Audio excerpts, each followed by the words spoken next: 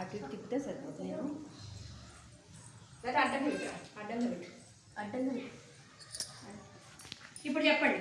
1 2 3 4 1 2 3 4 5 1 2 3 4 1 2 3 4